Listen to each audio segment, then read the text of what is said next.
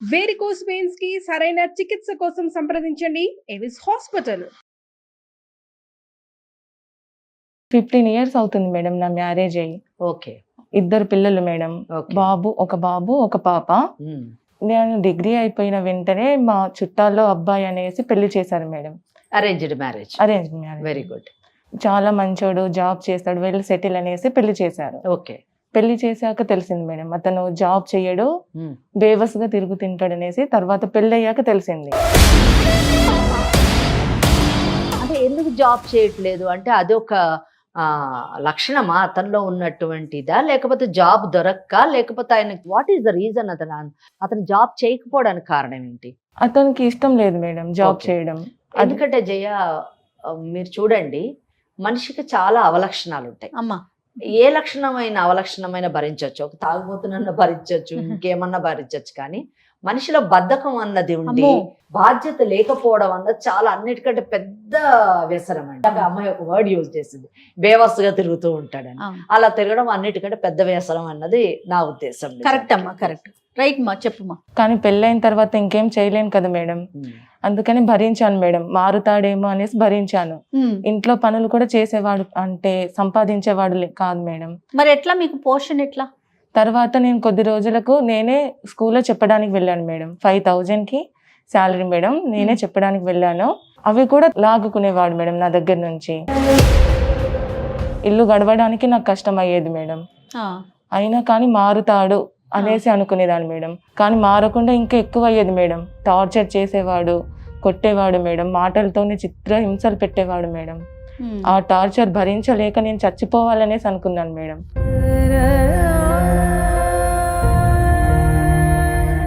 తల్లిదండ్రులు లేరా అండి అతనికి? మీ అత్తమామ లేరా? ఉన్నారు మేడం. మరి వాళ్ళేం చెప్పేవారు కదా? వాళ్ళేం చెప్పేవారు కాదు మేడం. సపరేట్ గా ఉండేవారు? మేము సపరేట్ ఉండేవాళ్ళం. వాళ్ళేమి మందలించేవారు కాదు? కాదు మేడం. వాళ్ళకి మీరు చెప్పారా కనీసం? చెప్పాను మేడం. అత్తమామ ఏమనేవారు?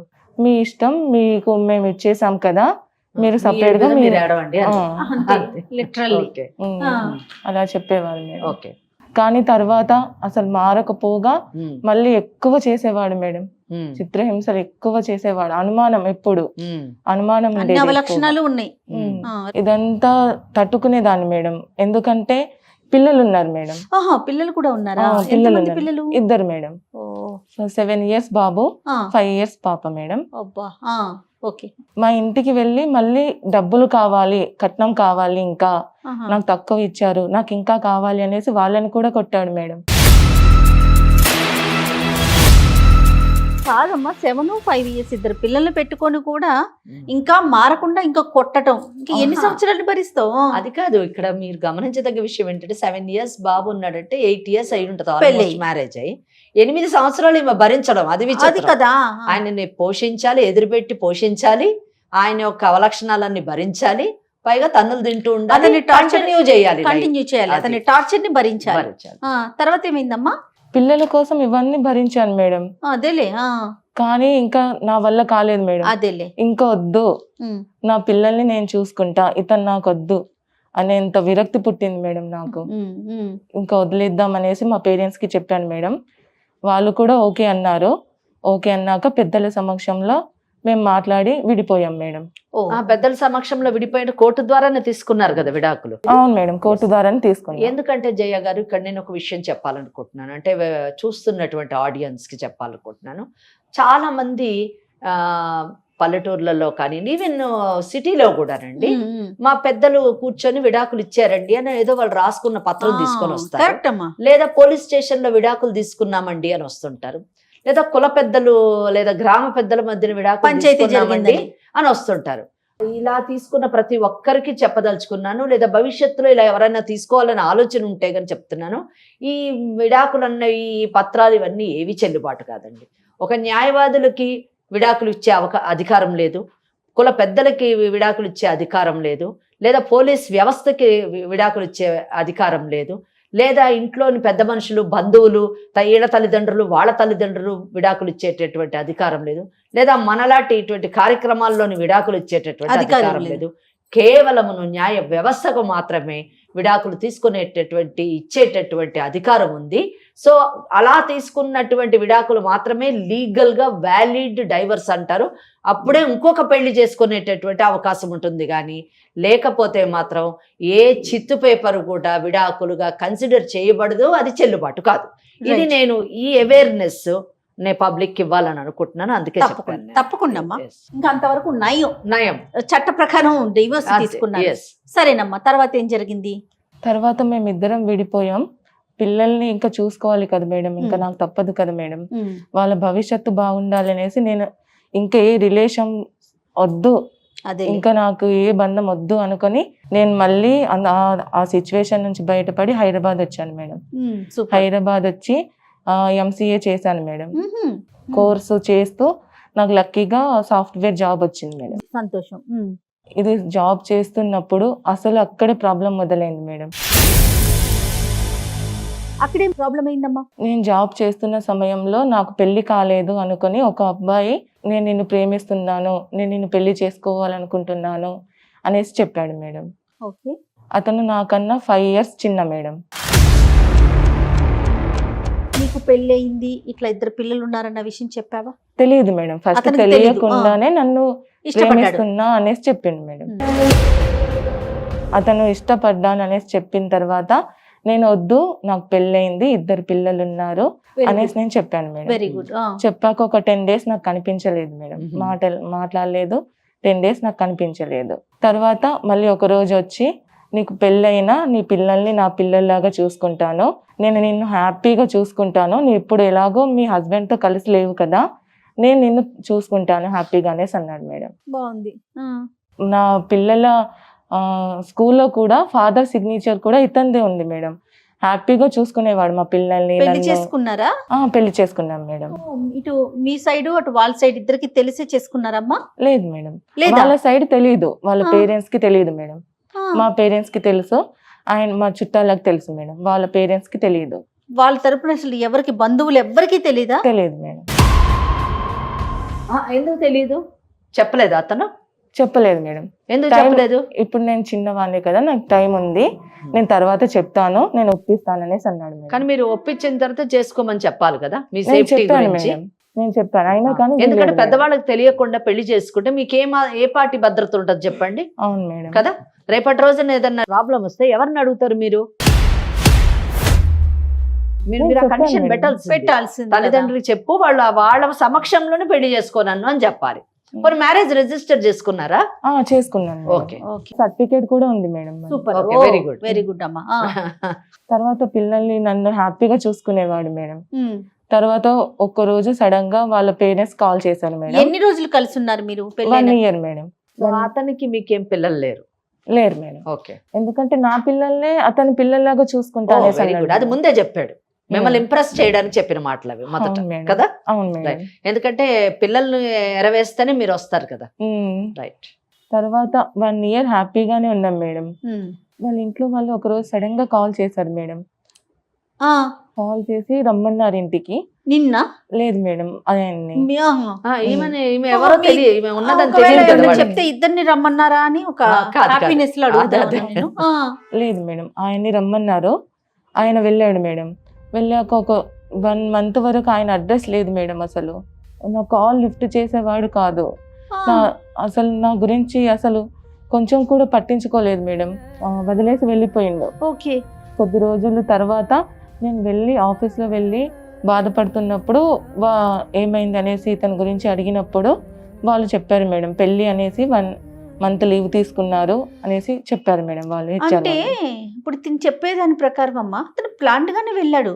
ప్లాంట్ ఏముంది, వాళ్ళ ఇంట్లో పెళ్లి కుదిరింది, పెళ్లికి వెళ్ళాడు. ఆయనకు అన్ని తెలుసు, ఈమెకు తెలీదు, ఈమెను ఫూల్ చేశాడు అంతే.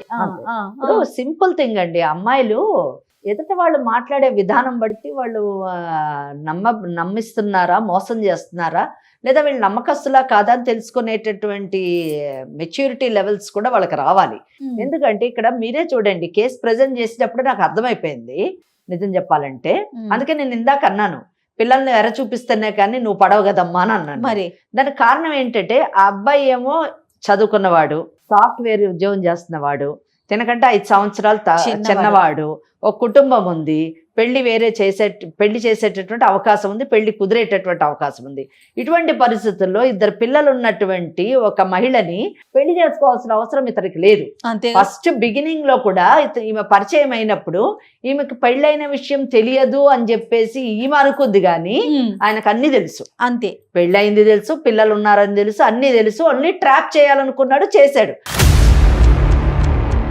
అంటే ఉట్టిగా పెళ్లి చేసుకుంటాను ఇలా అని చెప్తే పడిపోయే రకం కాదు అని లొంగే రకం కాదు అని తెలుసుకొని పెళ్లి అనేటటువంటి ఒక సెంటిమెంట్ తో కట్టి ఆమెని ఫూల్ ని చేయాలనుకున్నాడు. నీ పిల్లల్ని నేను చూసుకుంటానని మళ్ళీ ఒక పెద్ద ఇది చేయడం. సో ఇక్కడ చూసారా 2 కేసుల్లో కూడా అంటే మొదట ఉన్నటువంటి భర్త వాడు ఇర్రెస్పాన్సిబుల్, వీడు ఇంకా ఇర్రెస్పాన్సిబుల్. అది అందుకే నేను చెప్పానమ్మా, జీవితంలో 2 సార్లు ఓడిపోయింది, మోసపోయింది. రైట్. తర్వాత ఏమైందమ్మా? నెక్స్ట్ తెలిసినప్పుడు నేను వెళ్ళాను మేడం వాళ్ళ ఇంటికి. వాళ్ళ ఇంటికి వెళ్ళావా? అవును.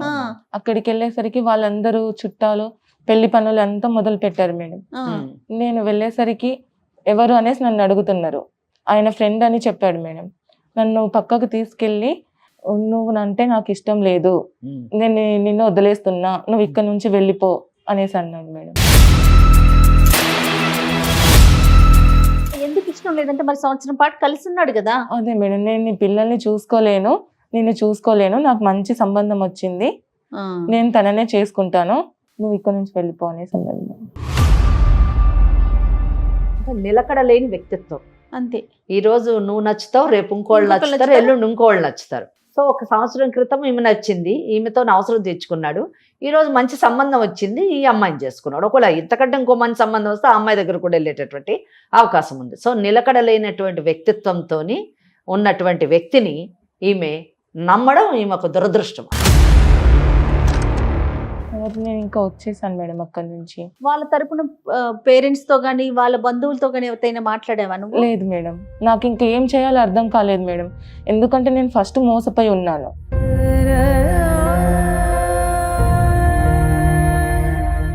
మరి ఇంట్లో మీ పేరెంట్స్ కి చెప్పావమ్మా? చెప్పలేదు మేడం, ఎందుకంటే మళ్ళీ ఇప్పుడు కూడా ఈ సిచ్యువేషన్ తెలిస్తే వాళ్ళు ఏమైపోతారు అనేసి భయపడి నేను చెప్పలేదు.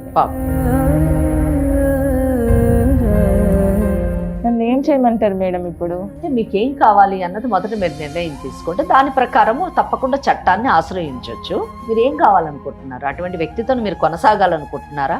ఇలాంటి మోసగాడితో నీ జీవితానికి ఎప్పుడు భద్రత ఉండదు. మీ పిల్లల్ని అయితే ఏ విధంగానూ అతను చూసుకోడండి 100% కదా. అయినా కానీ ఇప్పుడు అబ్బాయి పెళ్లి అయిపోయిందా? కాలేదు మేడం, ఇంకా పెళ్లి పనులు అవుతూ ఉన్నాయి. ఓకే, మరి మీకేం కావాలనుకుంటున్నారు? నాకు ఆయన కావాలి మేడం. ఓకే, ఆయన కావాలి. ఎందుకంటే నా పిల్లలు ఉన్నారు కదా మేడం. ఫస్ట్ నేను మోసపోయాను, మళ్ళీ వీళ్ళకి నేను చెప్పుకోవాలి కదా మేడం.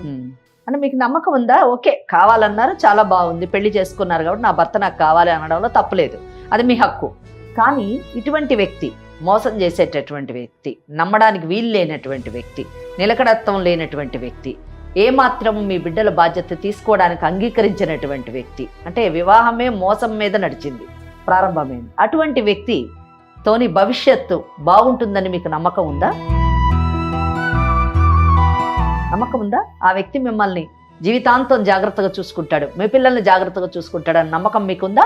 అంటే తను ఏం చెయ్యాలో తెలియని పరిస్థితి అమ్మా. తను నమ్మాలో నమ్మకూడదో కూడా పాపం తనకు అర్థం కావట్లేదు. కరెక్టే, కానీ ఒకటి చూడండి జయ గారు, ప్రతి బంధాన్ని పటిష్టం చేయాలి అనేటటువంటి ఆలోచన చాలా మంచి ఆలోచన. కానీ బంధం, మనుషులు లేదా ఆ రిలేషన్షిప్ బంధం పటిష్టం కావచ్చు, కానీ మనసులోని ప్రేమ బాధ్యతని ఎవరైనా పెంచగలరా? అసలు అటువంటి చట్టాలు ఉన్నాయా? అటువంటి యంత్రాలు ఏమన్నా ఉన్నాయా అన్నది మనం ఆలోచించదగినది. కరెక్ట్. ఎందుకంటే ఈ కేసులోని దురదృష్టకరం ఏంటంటే, అంటే ప్రతి కేసులో కూడా నిర్లక్ష్యం చేసేటటువంటి ప్రతి భర్త కానివ్వండి, భార్య కానివ్వండి, బాధ్యతారాహిత్యంగా ప్రవర్తించడాన్ని సరిదిద్దడానికి కౌన్సిలింగ్ కానివ్వండి, లేదా నయానో భయానో చట్టం ద్వారానో మనం సరిదిద్దుతూ ఉంటాం. కానీ మనిషి పట్ల మనిషికి బాధ్యత కానివ్వండి, మనిషి పట్ల మనిషికి ప్రేమాపేక్షలు పెంచడం కానివ్వండి జరుగుతాయా అన్నది ఆలోచించినప్పుడు అది చాలా రేరెస్ట్ కేసు అనే చెప్పాలి. కానీ 100% జరుగుతుంది అని చెప్పడానికి లేదు. నేను ఇక్కడ ఈ కేసులో ఎందుకు ఇంత డిఫరెంట్గా అంటే, సాధారణంగా ఎప్పుడైనా ఎవరైనా కలపాలి అంటే ఫస్ట్ నేనే కలపాలి అని అంటాను. కానీ ఈ కేసులో చూసారా, ఇక్కడ పెళ్లి ఒక మోసం అండి. పెళ్లి ఇష్టంతో చేసుకున్నది కాదు. ఈ అమ్మాయి ఫ్రెష్ కేసు అయితే ప్రేమించాడు, వెనకబడ్డాడు, పెళ్లి చేసుకున్నాడు అంటే ఒక అర్థం ఉంది. పెళ్ళయి 2 పిల్లలు ఉన్నటువంటి తల్లిని, తనకంటే 5 ఏళ్ళు పెద్ద ఆమెని ప్రేమించాడు, పెళ్లి చేసుకున్నాడు అంటే అది ఏ విధాన నమ్మశక్యం కానటువంటి విషయం. అది కేవలం మోసం మాత్రమే, అవసరం తీర్చుకోవడానికి చేసిన చర్య మాత్రమే. అటువంటి వ్యక్తి తన బాధ్యతని భవిష్యత్తులోని నిర్వర్తిస్తాడా? ఆ బిడ్డలకి ఆ వ్యక్తి నుంచి భద్రత ఉంటుందా? ఈమెకు భద్రత ఉంటుందా? ఈ జీవితం కొనసాగుతుందా అనేటటువంటి ప్రశ్నలు చాలా నా మైండ్లో తలెత్తాయి. కాబట్టి ఆ అమ్మాయిని అడుగుతున్నాను, పర్వాలేదు మేడం, ఎలా ఉన్నా పర్వాలేదు, పెళ్ళంటూ అయ్యింది కాబట్టి సమాజం గురించి అయినా నాకు ఒక ప్రొటెక్షన్ గురించి అన్నా ఉండాలి, కంటిన్యూ చేయాలనుకుంటున్నాను, ప్రొటెక్ట్ చేయండి మేడం అంటే అది వేరే విషయం. లేదు మేడం, ఇటువంటి వ్యక్తితో నేను ఉన్నా ఒకటే లేకున్నా ఒకటే, నా బిడ్డల్ని నేను పెంచుకొని నేను ముందుకు సాగుతాను. ఎందుకంటే ఆమె ఫస్ట్ మ్యారేజ్ బ్రేక్ అయినప్పుడే నాకు అసలు ఈ పెళ్లి ఈ జీవితం వద్దని విరక్తి చెందాను మేడం అని చెప్పి. అవునవును. ఇప్పుడు సెకండ్ టైం కూడా ఇలా జరిగినప్పుడు డెఫినెట్లీ అదే ఆలోచన ఆమెకు కలిగి ఉండొచ్చు. కానీ ఆ ఆలోచనకి సొల్యూషన్ నేను ఏదో సూసైడ్ లేదా అవి కాదు, కానీ ఒక పట్టుదల రావాలి. సమాజంలోనే నేను బ్రతకగలను, నా బిడ్డల్ని పెంచుకోగలను, ఇటువంటి మోసపూరితమైన వ్యక్తులతో భవిష్యత్తు ఏంటి, అంధకారం మాత్రమే అనే ఆలోచన కూడా మహిళల్లో రావాలండి, అమ్మాయి. సో ఆ ఆలోచనలో ఉందా, లేదు ఇతనితోనే కొనసాగుతుందా అనేటటువంటి దాంట్లో క్లారిటీ ఉంటే ఏ విధంగా అతన్ని మనం వెనక్కి తీసుకురావచ్చు చట్టం ద్వారా అన్నది నేను చెప్తాను. ఏమ్మా ఏంటి? నా పిల్లల కోసమైనా నేను కలిసి ఉండాలి మేడం. చాలా సంతోషం అండి, ఈమె మంచి నిర్ణయం తీసుకుంది జయ గారు. ఎందుకంటే పిల్లల గురించి నాకు ఆయన కావాలి అని అడిగింది. ఎందుకంటే తండ్రి లేనటువంటి బిడ్డలు ఎటువంటి మానసిక క్షోభకి లోనవుతారు, సమాజంలో వారు ఎన్ని అవమానాలను పొందుతారు అన్న విషయాన్ని ఆమె గమనించడం చాలా గొప్ప విషయమే. రెండోది, భర్త లేకపోతే సమాజంలోని ఆమె ఎటువంటి అగచాట్లు పడాల్సి వస్తుంది, ఎటువంటి అవమానాలకు లోను కావాల్సి వస్తుంది అన్న విషయాన్ని కూడా ఆమె గుర్తించింది. ఈ రెండింటిని దృష్టిలో పెట్టుకొని భర్త కావాలని కోరుకుంటుంది. కాబట్టి మీరు ఒక్కసారి అతనితో మాట్లాడండి. అతను ఆ మాటలు మనం చెప్పినటువంటివి అంటే అతను ఏమంటాడో, అతను ఎందుకు ఈ అమ్మాయిని వద్దనుకుంటున్నాడు, అసలు ఈ అమ్మాయి తరఫున ఏమన్నా తప్పులు ఉన్నాయా అన్న విషయం మనం తెలుసుకోవాలి. తప్పకుండా తప్పకుండా మరొకసారి కాల్ చేద్దామమ్మా. Okay madam. ఓకే. హలో చెప్పు నవీన్, ఎక్కడున్నా? ఇంట్లో ఉన్నా. ఇప్పుడు నా పరిస్థితి ఏంటి నవీన్? నువ్వు ఇంటికి వెళ్ళిపోతే నేను పెళ్లి పనిలో ఉన్నాను, డిస్టర్బ్ చేయకు సరేనా? పెళ్లి అంటున్నావేంటి నవీన్? అంతే మరి, నీకు నాకు సెట్ అవ్వట్లేదు. ఎందుకు? ముందు చెప్పావు కదా నువ్వు, నాకు మాట కూడా ఇచ్చావు కదా నువ్వు, నన్ను బాగా చూసుకుంటా అని. అవును, అప్పుడెప్పుడు అన్నాను, అది అనుకున్నాను, బట్ కుదరట్లేదు. నీకు నాకు కుదరట్లేదు. అది అప్పుడు తెలియదా నీకు? నీకు నాకు చాలా ఏజ్ డిఫరెన్స్. యాక్చువల్ గా నీకు 35, నేను చిన్నోడిని. నేను నీకు ముందే చెప్పాను కదా నవీన్. అప్పుడు ఏదో నేను డిసైడ్ అయ్యాను, కానీ ఇప్పుడు నాకు వద్దు. ఇప్పుడు నన్ను ఏం చేయమంటావు? నీకు ఆల్రెడీ 2 పిల్లలు ఉన్నారు, అది అయిపోయింది. కానీ ఇప్పుడు నాకు వద్దు, నీ దారి నువ్వు చూసుకో, ఓకేనా? నాకు పెళ్ళయిందని తెలుసు, నాకు 2 పిల్లలు ఉన్నారని కూడా నీకు తెలుసు. నేను ముందే చెప్పాను. మాకు పెళ్లి కూడా లీగల్ గానే అయింది కదా, మళ్ళీ ఇప్పుడు ఎందుకు నన్ను వద్దంటున్నావు?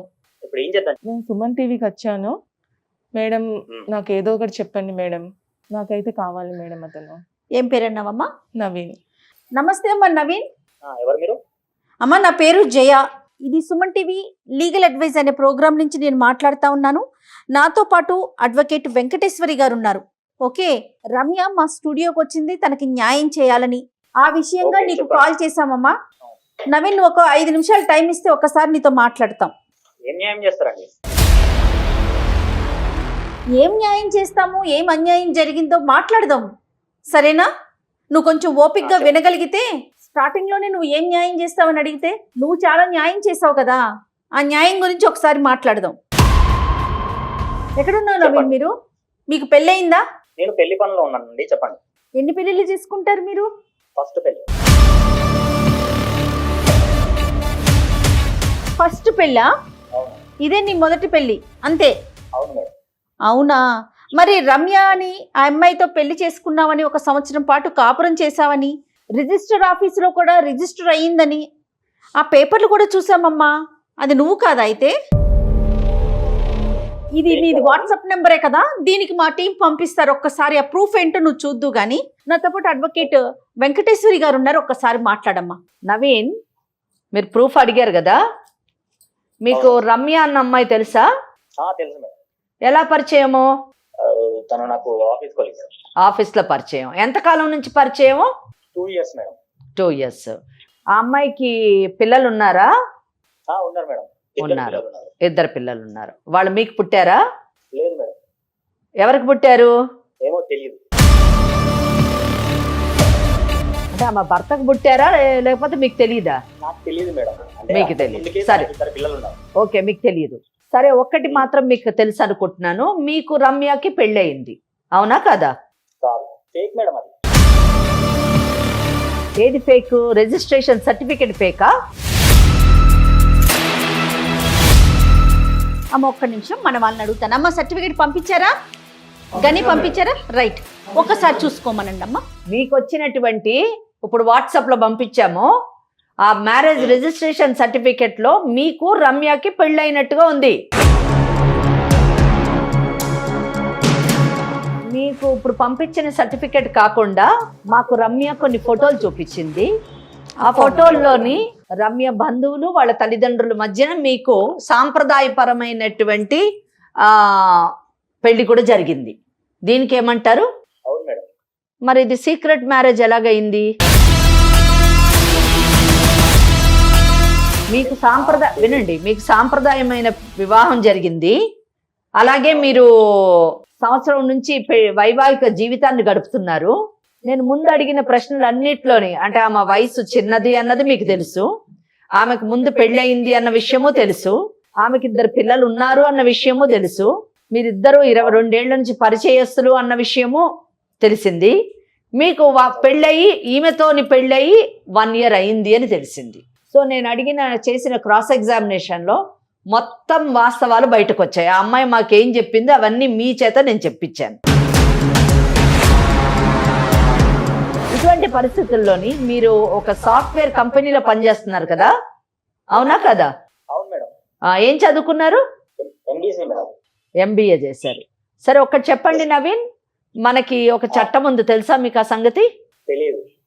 చట్టం అసలు దేశానికి చట్టం ఉందన్న తెలియదా? తెలుసు మేడం. తెలుసు కదా, దాన్ని గౌరవిస్తారా మీరు? గౌరవిస్తాను. సో మనకున్నటువంటి చట్టం ప్రకారము ఒక పెళ్లి అయిన తర్వాత ఆ పెళ్లి రద్దు కాకుండా ఆ భార్య బ్రతికుండగా ఇంకొక వివాహం చేసుకోకూడదు. అలా చేసుకున్నటువంటి వ్యక్తికి 8 నుంచి 10 ఏళ్ల మటుకు శిక్ష పడుతుంది. అది ఫస్ట్ థింగ్. కనుక మీరు మీ రమ్యతోని చేసుకున్నటువంటి వివాహం ఇంకా పరిగణలో ఉండగా ఇంకొక వివాహం చేసుకొని ఒక క్రిమినల్ కేసులో పడి మీ ఉద్యోగాన్ని పోగొట్టుకొని మీ యొక్క జీవితాన్ని పోగొట్టుకోవాలనేటటువంటి నిర్ణయం తీసుకుంటారా, లేదా చేసుకున్నటువంటి వివాహాన్ని గౌరవించి రమ్యతోని మీ యొక్క వైవాహిక జీవితాన్ని గడుపుతారా అన్న నిర్ణయం మీరు తీసుకోవాలి. ఇది ఫస్ట్ థింగ్. రెండోది, రమ్య చట్టం కంప్లీట్ గా ఆమెకు సపోర్టివ్ గా ఉంది ఈ కేసులో. ఎందుకంటే ఆమె ఈరోజు మీరు పెడుతున్నటువంటి మానసిక శోభకి లోనయ్యి ఆమె మీ పైన గృహహింసా చట్టాన్ని ఇన్వోక్ చేసి సెక్షన్ 12 ఆఫ్ DVC యాక్ట్ ప్రకారము 12 నుంచి ఆమె మీ ఇంటికి అంటే మీ అమ్మ నాన్న అంటే వాళ్ళ అత్తగారు మామగారు ఉన్నటువంటి ఇంటికి వచ్చి ఆమె రెసిడెన్షియల్ ఆర్డర్ తీసుకొని వచ్చి ఆ ఇంట్లో ఉండొచ్చు. రెండోది, ఒకవేళ మీరు ఆమెను కొట్టి తిట్టి బయటకు పంపిస్తాము అనేటటువంటి ఆలోచన వెంటనే వస్తే అది కూడా రావడానికి వీలు లేదు అని చెప్పడానికి ఆమె ప్రొటెక్షన్ ఆర్డర్ తీసుకోవచ్చు. మూడవది, మేము తిండి పెట్టము, ఆమె తిండి లేకపోతే ఇంకేం చేస్తుంది, ఇంట్లోంచి బయటకు వెళ్ళిపోతుంది అనే ఆలోచనలో కానీ మీరుంటే అది కూడా జరగదు అని చెప్పడానికి ఆమె భరణాన్ని క్లెయిమ్ చేయొచ్చు. ఇంకా ముందుకు ఇంకొక అడుగు ముందుకేసి ఆమె యొక్క పరువు తీస్తాము, ఆమెను మెడబెట్టి బయటకు గెంటుతాము, 10 మందిలో ఆమెను అవమానిస్తాము, లేదా వాళ్ళ తల్లిదండ్రులను అటాక్ చేస్తాము అనేటువంటి పిచ్చి ఆలోచనలు కానీ ఏమన్నా చేస్తే దానికి గాను ఆమె మీ దగ్గర నుంచి డ్యామేజెస్ క్లెయిమ్ చేయొచ్చు. ఇలాగా ఇన్ని విధాల ఇన్ని కేసులు మిమ్మల్ని చుట్టుముట్టితే ఎటు చూసినా కానీ మీకు కానీ మీ తల్లిదండ్రులకు కానీ అన్నదమ్ములకు కానీ అక్కచెల్లులకు కానీ ఎవరన్నా కానివ్వండి అసలు ఇక భవిష్యత్ అంటూ ఉండదు.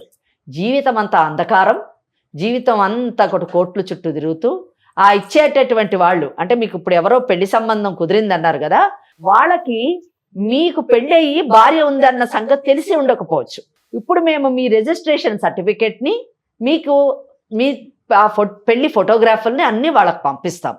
అవి చూసిన తర్వాత కూడా వాళ్ళ అమ్మాయిని మీకు ఇచ్చి పెళ్లి చేశారంటే వాళ్ళకంటే మూర్ఖులు లేరు. వాళ్ళు వాళ్ళ అమ్మాయి యొక్క గొంతు కోయడానికి సిద్ధమయ్యారు అని అర్థం చేసుకోవాలి మనం.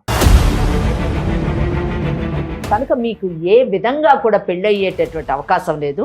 మీకు పెళ్లి అయ్యింది, ఈయన వేరే పెళ్లి చేసుకోవడానికి ప్రయత్నిస్తున్నాడు అని ఆమెకు పబ్లిక్ నోటీస్ కూడా ఇచ్చేటటువంటి అవకాశం ఉంది. కనుక పిచ్చి వేషాలు వేయకుండా ఒక చదువుకున్నటువంటి వ్యక్తిగా, ఒక యంగ్స్టర్గా వైవాహిక జీవితాన్ని గడపడానికి సిద్ధమయ్యి వివాహ బంధానికి విలువనివ్వండి, మన చట్టాన్ని గౌరవించండి. లేని పక్షంలోని చాలా మీ జీవితం అస్తవ్యస్తమై అంధకారం అయిపోతుంది.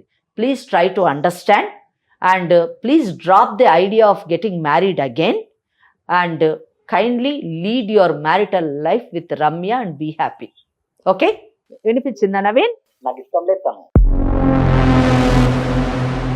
ఇష్టం లేకపోతే ఒక పని చెయ్యి. ఇష్టం లేకపోతే నువ్వేం చేయాలనుకుంటున్నావు అది చెయ్యి.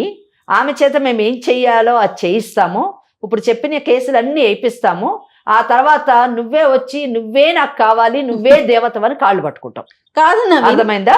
నవీన్ అసలు మీరు ఏం మాట్లాడుతున్నారు? మేడం ఎంత క్లియర్ గా చెప్తా ఉన్నారు. నీకు ఎన్ని సెక్షన్లు ఉన్నాయి, ఎన్ని చట్టాలు ఉన్నాయి, ఎటు నుంచి చూసినా కూడా మొత్తం పూర్తిగా ఆ అమ్మాయికి సపోర్టివ్ గా ఉన్నాయని చెప్తా ఉన్నా కూడా నాకు ఇష్టం లేదు. అదొకటే మాట. మీకు ఇష్టం లేకుండా ఎందుకున్నారు మరి? ఒక సంవత్సరం పాటు అమ్మాయితో ఎందుకున్నావు? అమ్మాయి పెద్దదని తెలీదా? 2 పిల్లల తల్లి అని తెలీదా? ఏం మాట్లాడుతున్నావు? నీ ఇష్టమే అంతా. మనం ఒక సమాజంలో ఉన్నామమ్మా. ఏమి అడవుల్లో అరణ్యాల్లో లేవు నీ ఇష్టం వచ్చినట్టు నువ్వు బిహేవ్ చేయడానికి. కాదు, ఒక అడ్వకేట్ మేడం నీకు ఇన్ని సెక్షన్లు ఉన్నాయిరా నాయనా, నీకు ఇంత శిక్షలు పడే అవకాశాలు ఉన్నాయి, నీతో పాటు నీ కుటుంబం, నీ భవిష్యత్తు అంతా నాశనం అవుతుందని చెప్పినా మొత్తం విని నాకు ఇష్టం లేదని ఒక 1 word లో చెప్తున్నావు నువ్వు. ఇష్టం లేదని అలాగే ఉండు. ఫస్ట్ నీ జాబ్ తీయిస్తాము, క్రిమినల్ కేసు వేస్తే ముందు జాబ్ ఊడిపోతుంది. ఆ తర్వాత మీ అమ్మ నాన్న ఎవరెవరు ఉన్నారో అందరు లోపలికి వెళ్తారు, వాళ్ళని చూస్తూ ఆనందిద్దు. నువ్వు పెళ్లి కూడా చేసుకున్నావు, ఇంకో పెళ్లి. ఆ పెళ్లి చేసుకున్న తర్వాత జైల్లో 8 సంవత్సరాలు మీ చేసుకున్న అమ్మాయిని కూడా బెటరు కాపురం చేయడానికి. అర్థమైందా? నువ్వు ఒక్కడమే ఉంటావు జైల్లో. పిచ్చి మాట మాట్లాడద్దు, తెలివిగా ఆలోచించడానికి ట్రై చేయి. మూర్ఖంగా పిచ్చి పిచ్చిగా మాట్లాడద్దు. చదువుకున్నవాడివి. నాకు కొంచెం టైం ఇవ్వండి మేడం. ఇలా అన్నావు బాగుంది. టైం ఇచ్చేదే ఉంది. నీకు టైం ఇచ్చినా 10 ఏళ్ళు టైం ఇచ్చినా 10 రోజులు టైం ఇచ్చినా నీకు వేరే ఆప్షన్ లేదు. ఇది ఒకటే ఆప్షన్ అంతే. అర్థమైందా? ప్రతి ఒక్కరికి నీ లైఫ్ ని 2 ఆప్షన్స్. నీకు లైఫ్ ని నాశనం చేసుకుంటావా భవిష్యత్తుని, లేదా చక్కగా హ్యాపీగా ఉంటావా? ఈ రెండిట్లో సెలెక్ట్ చేసుకోవడానికి పెద్ద టైం అక్కర్లేదు. అర్థమైందా? నువ్వు ఫస్ట్ మమ్మల్ని అప్రోచ్ కా అమ్మా, మా దగ్గరికి రా. ఇంకొక విషయం అమ్మా, వాళ్ళ పేరెంట్స్ ని ఒప్పించుకోవాల్సిన బాధ్యత కూడా అబ్బాయిదే ఉంది. మనకెవరికి లేదు, అమ్మాయికి లేదు, మనకి లేదు. ఏమంటారమ్మా? అంతే. ఎందుకంటే మిస్టేక్ చేసింది ఒకటి గుర్తుపెట్టుకో నవీన్, రమ్యకి ఏం ఫరక పడదు. ఆల్రెడీ ఒక భర్తకు విడాకులు ఇచ్చింది. నిన్ను కూడా గెట్ లాస్ట్ అనొచ్చు, కానీ నిన్ను మాత్రం ఉట్టికి గెట్ లాస్ట్ అనదు. అన్ని నేను చెప్పిన కేసులు అన్ని వేయించి నీకు బుద్ధి చెప్పి మరీ గెట్ లాస్ట్ అంటది. కనుక అనవసరంగా మిమ్మల్ని కలుస్తా మేడం. నేను కలవండి, కలిసి సెటిల్ చేసుకోండి. ఓకేనా? మిమ్మల్ని ఏం బెదిరించాలన్నది మా ఉద్దేశం కాదు. ఉన్న చట్టాన్ని మీకు చెప్పాము, మీరు బాగుండాలన్నదే మా కోరిక. ఓకేనా అమ్మ? ఈ సందర్భంగా నేను కూడా ఇంకొక విషయం చెప్తున్నానమ్మా, ప్రేక్షకులందరికీ తెలియాలని కూడా. 1 sided వింటున్నారా వీళ్ళు? రమ్య అంటే ఎవరో ఒక బాధితురాలు వచ్చి మాట్లాడేస్తే అయిపోతుందా అనుకుంటున్నారేమో. మన టీం అంతా కూడా ప్రాపర్గా, ఎవరైనా మన దగ్గరికి వాళ్ళ సమస్య ఉందని వచ్చినప్పుడు ప్రాపర్గా ఎంక్వైరీ చేసి, ఇప్పుడు మీకు ఆ రిజిస్ట్రేషన్ ఫామ్ మీకు చూపించాను. అమ్మాయి పెళ్లి అమ్మాయి పెళ్లి ఫోటోలు మీరు చూసారు ఒక అడ్వకేట్ గా. అవన్నీ తీసుకున్న తర్వాతే మనం అదర్ సైడ్ క్లయింట్ తో మాట్లాడుకుందామమ్మా. మేము కూడానండి, ఇప్పుడు కోర్టు అయినా కూడా ఎవరో ఆడపిల్ల వచ్చింది కదా, ఏడ్చేస్తుంది కదా అని ఏం నమ్మమండి. అన్బయాస్డ్ ఉంటాము. 2 వైపులు విన్న తర్వాతే తీర్పుడు ఇవ్వడం జరుగుతుంది. ఇక్కడ నేను కూడా చాలా సందర్భాల్లో చెప్పాను, అమ్మాయి వచ్చి చెప్పింది కదా అని మనం ఏం నమ్మొద్దండి, అవతల వాళ్ళతో మాట్లాడదామని చెప్పాము. ప్రతి కేసులో కూడా మనం మాట్లాడుతున్నాం, వాళ్ళది విన్న తర్వాతే మనము ఒక నిర్ణయానికి వస్తున్నాం. కానీ వితండవాదం చేసేసి నేను అన్నదే కరెక్ట్, ఈ దేశంలో చట్టం లేదు ఏం లేదు, నేనే చట్టం అని మాట్లాడితే మాత్రం ఉపేక్షించమండి. నవీన్, మీరు యాజ్ ఎర్లీ యాజ్ పాసిబుల్ వచ్చి మేడం ని కలవండి. దాన్ని బట్టి తర్వాత చూసి ఏం చేయాలో చెప్తారు madam. Right? Okay madam. Right. Okay అమ్మా, తనకి ఏం చెప్తారమ్మా మీరు? ఏం లేదమ్మా, నువ్వు తీసుకున్నటువంటి నిర్ణయం చాలా మంచి నిర్ణయం. మంచికో చెడుకో అతను పెళ్లి చేసుకున్నావు, అతనితోనే జీవితాన్ని గడుపుతా అంటున్నావు. ఈ యొక్క ఉద్దేశాన్ని, నీ యొక్క లక్ష్యాన్ని నేను అభినందిస్తున్నాను. తప్పకుండా నీ యొక్క డిస్టర్బ్డ్ మ్యారిటల్ లైఫ్ని తప్పకుండా సరిదిద్దుతాము. అతన్ని రమ్మన్నాం కదా, మా దగ్గరికి వచ్చిన తర్వాత మంచి కౌన్సిలింగ్ ఇచ్చి అతనికి చట్టం అంటే ఏంటో చెప్పి తను తీసుకునేటటువంటి నిర్ణయం మీ ఇద్దరి భవిష్యత్తు బాగుండేటట్టు మీ పిల్లలతో పాటు అలాగే చూస్తాము. తన భవిష్యత్తు పాడు చేసుకోవద్దని అతనికి నచ్చజెప్తాము. నీ యొక్క జీవితాన్ని సరిదిద్దడానికి ఈ legal advice program Suman TV వాళ్ళది, ఈ ప్రోగ్రాం ద్వారా నీ జీవితాన్ని సరిదిద్దుతాము. అయితే ఒకటి, నువ్వు కూడా ప్రతి ఒక్కరిని నమ్మడం మానేసేయాలి. మానేసి నువ్వు కూడా నీ భర్తని, అంటే ఇప్పుడు నవీన్ని ఎంత మటుకు ఒకటి మంచి రిజిస్టర్ మ్యారేజ్ చేసి మంచి నిర్ణయం తీసుకున్నావు.